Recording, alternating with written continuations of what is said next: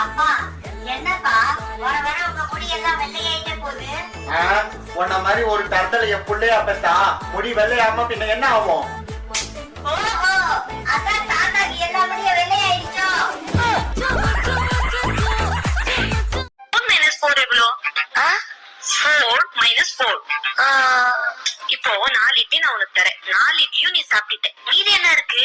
சட்னி.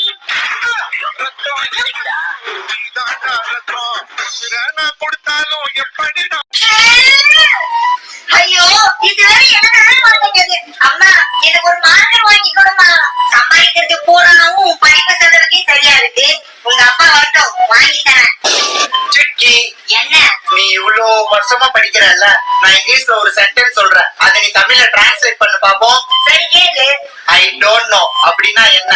எனக்கு தெரியாது. வருஷத்துக்கு லட்ச லட்சமா கொடுத்து படிக்க வைக்கிறேன்னு இப்படி தெரியாதுன்னு சொல்றதுக்கு தானா?